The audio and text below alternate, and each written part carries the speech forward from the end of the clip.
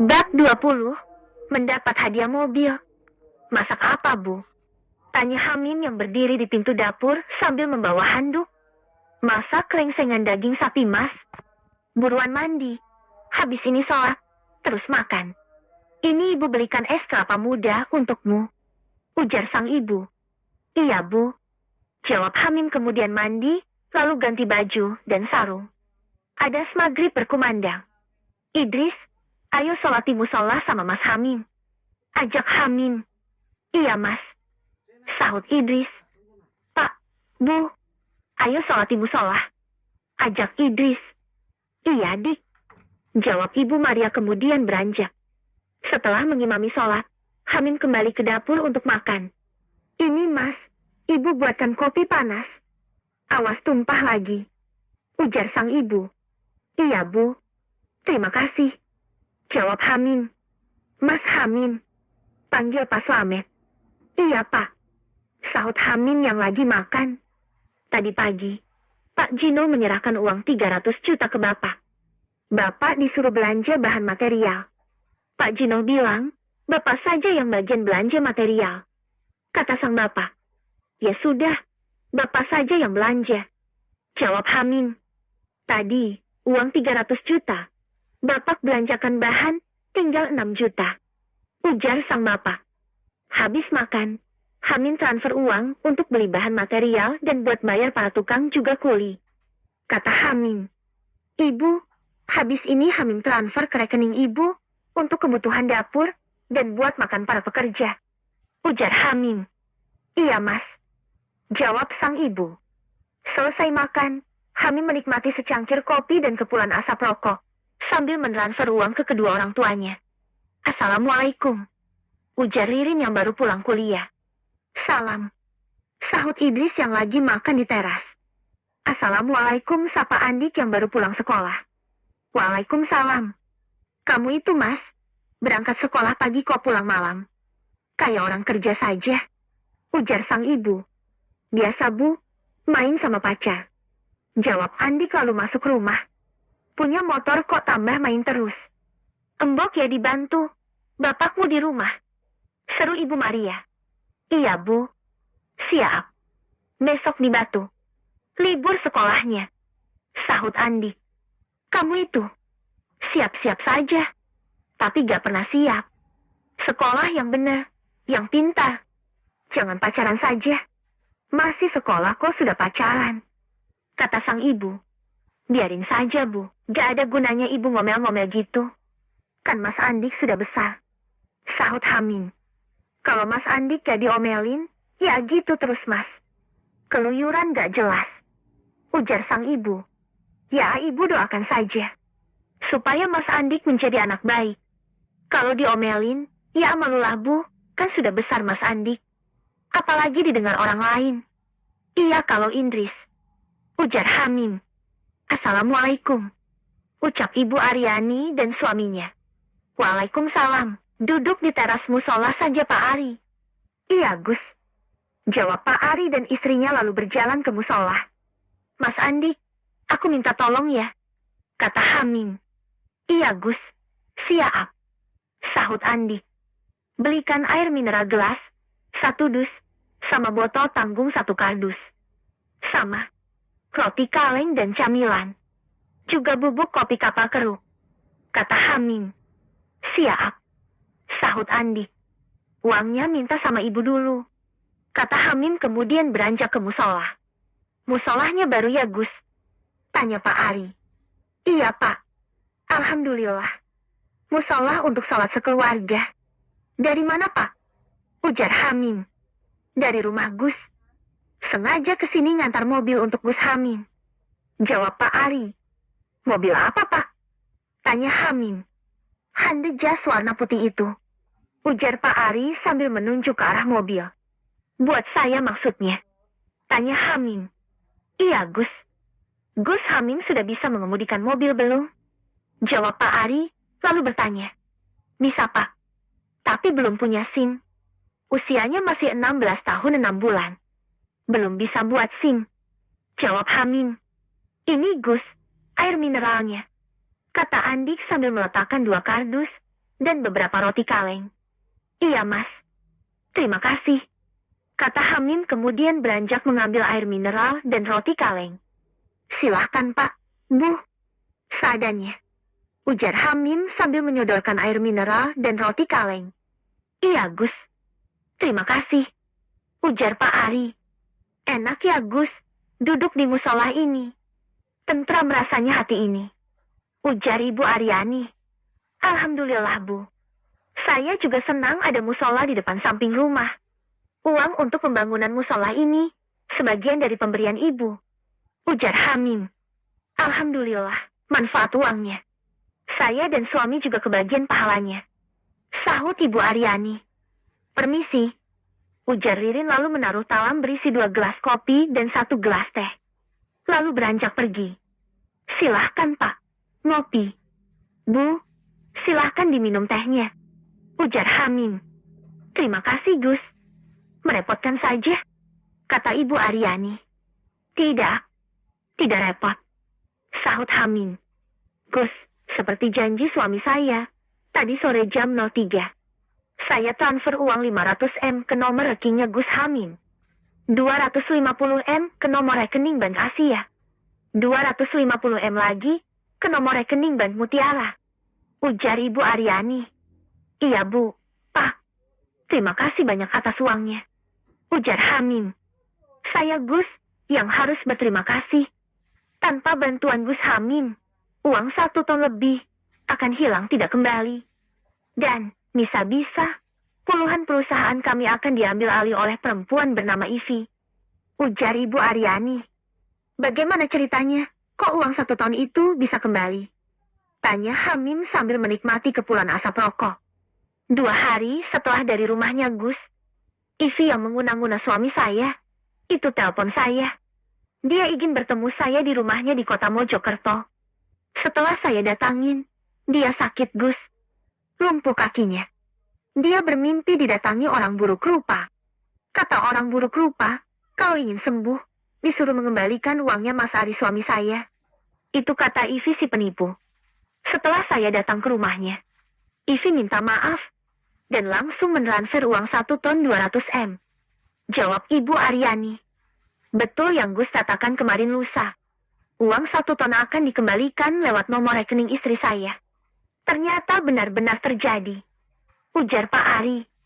Alhamdulillah, Pak. Barokahnya guru saya. Dan masih rezekinya Pak Ari dan Ibu Arianti. Ujar Hamim. Gus, sudah jam 09 malam. Anak-anak di rumah hanya sama pengasuh. Saya mohon pamit undur diri. Terima kasih banyak atas bantuannya. Ucap Ibu Aryani. Iya, Bu. Saya juga sangat berterima kasih sekali. Diberi uang banyak dan mobil. Sahut Hamim. Gus, ini kontak mobil Honda Jazz dan surat kendaraannya.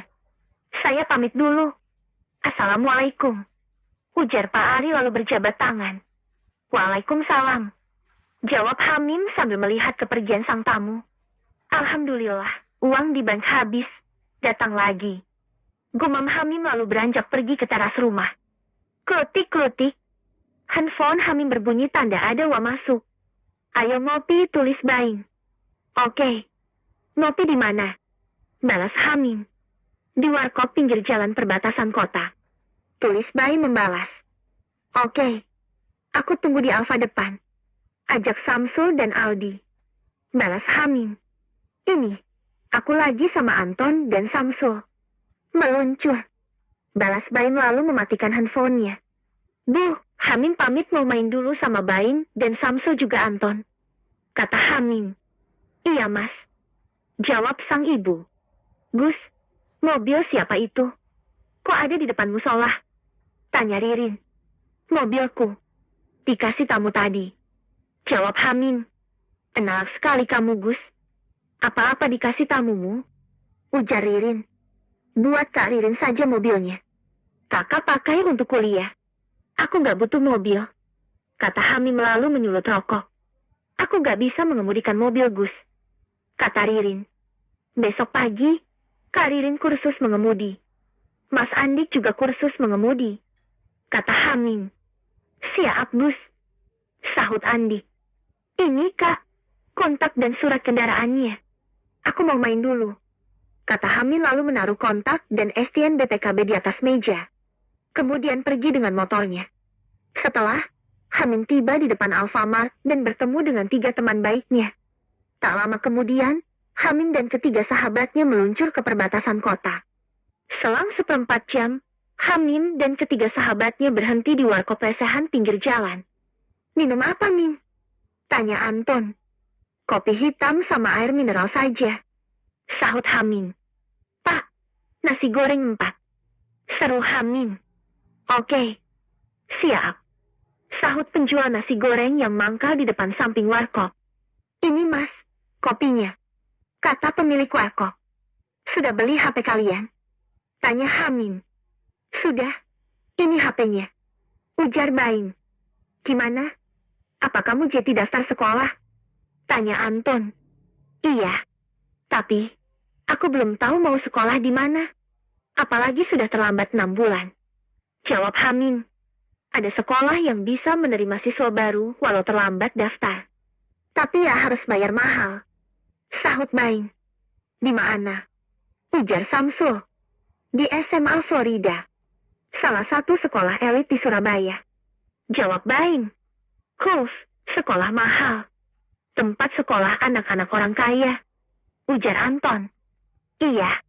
Aku cek di Google. Daftar sekolahnya saja 30 juta. Bayar sekolah tiap bulan 4 juta lebih. Kata Baim. Apa jauh? SMA Florida itu? Tanya Hamin. Dekat sini. Dari desa Konoha. 30 menitan. Jawab Anton. Ya besok aku coba daftar ke SMA Florida. Kata Hamin. Mahal, Min. Mending cari sekolah lainnya saja. Cari yang murah-murah SPP bulanannya. Saran Samsul. Gak apa-apa, Sul. Semoga ada rezeki buat bayar sekolah. Ujar Hamin. Sudah jam 11 malam. Ayo pulang. Besok pagi sekolah. Kata Anton. Oke. Sahut Samsul kemudian berdiri. Setelah membayar makan dan minum, Hamin berkata, kalian pulang dulu ya. Mau kemana kamu? Tanya Baim. Mau ziarah ke makam Mbah Wali. Sebentar. Jawab Hamin. Oke. Kami duluan kalau begitu. Hati-hati, Min. Ujar Anton. Oke. Sahut Hamin lalu melajukan motornya. Bab 21. Makam Syekh Bahrudin. Setelah setengah jam memacu motornya, Hamin sampai di kecamatan Waru. Tak lama setelah bertanya pada seseorang, Hamin samapi di area makan Kiai Bahrudin, di desa Delima. Seusai memarkir motornya, Hamin langsung wudhu kemudian melaksanakan sholat Isyak di masjid Kiai Bahrudin. Selesai sholat Isyak, Hamin beranjak ke makam, lalu duduk kemudian bertawasul dan dilanjut dengan membaca zikirullah. Di saat membaca di zikir, Hamin berkata dalam hati, ternyata banyak bangsa jin yang ziarah duduk di depan makam. Kenapa Kiai Basori guruku menyuruhku ngaji di makam Mbah Wali Bahrudin sini ya? Pasti ada sesuatu yang tidak aku tahu. Selesai melantunkan di zikir, Hamin menutup dengan doa, kemudian beranjak dari depan makan. Lalu berjalan menuju warung kopi. Pak, es Fanta. Pesan Hamin lalu duduk atas keramik. Iya, Mas. Jawab Pak Wandi pemilik warung. Tak lama kemudian, ini Mas, esnya. Ujar Pak Wandi. Terima kasih, Pak. Kata Hamin lalu meneguk es, kemudian menyulut rokok. Makam ini sepi tidak seberapa ramah. Hanya 1-2 orang saja. Tapi, kalau melihat suasananya sangat keramat sekali. Gumam Hamin pelan. Setelah setengah jam duduk di warung lesehan area makam, Hamin pun beranjak pulang. Sambil mengendarai motor pelan-pelan, Hamin berkata lirih. Bagaimana ya? Kabarnya Farida. Lama tidak bertemu, 4 tahun. Dulu, sepulang sekolah, aku dan Farida selalu bermain bersama. Aku, Baim, Samsul, Anton dan Farida. Tapi, ayahnya Farida tidak suka denganku. Karena aku anak orang miskin. Sedangkan ayah Farida, orang kaya, pengusaha kontraktor. Kalau Farida ketahuan main bersamaku, Farida langsung disuruh pulang. Dan aku dimarahi. Kenangan masa anak-anak. Tapi, aku selalu ingat. Selang setengah jam, Hamim sampai di rumah dan memarkir motor di depan kamar panggung. Setelah ganti memakai sarung dan baju, Hamim beranjak ke musola untuk wudhu. Setelah itu, Hamim sholat hajat 2 rakaat dan dilanjutkan dengan membaca wirid subhanallah wa bihamdihi subhanallahil adzim. Baru saja wirid dapat 1/4 putaran tasbih, Hamim melihat ruh arwah gadis cantik yang berjalan menuju musola. Assalamualaikum, Gus Hamim. Sapa ruhnya Aisyah. Waalaikumsalam. Jawab Hamim sambil memutar tasbih. Bagaimana kabarmu, Gus? Sekarang kamu jadi anak yang alim dan soleh. Bahkan kamu punya ilmu kekeramatan seperti Kiai Sepuh. Ujar ruh Aisyah. Kamu siapa? Tanya Hamim. Aku Aisyah, putri ketiga Kiai Mensur. Rumahku RT 06 Rawe 03. Apa kamu lupa sama aku? Jawab ruh Aisyah. Subhanallah, ingat sekarang. Kamu kan teman satu kelas saat sekolah SD dulu. Lama tidak bertemu. Sekali bertemu, kamu sudah menjadi arwah. Ujar Hamim. Iya Gus. Aku meninggal baru 6 bulan yang lalu. Sepulang dari pondok pesantren, aku kecelakaan pas naik motor. Dan jasadku mati akibat tertabrak mobil. Jawab Aisyah. Kamu dulu belajar ngaji di pondok pesantren mana? Tanya Hamim sambil memutar tasbih. Aku dulu belajar di pondok pesantren Al-Akbar Kabupaten Gresik.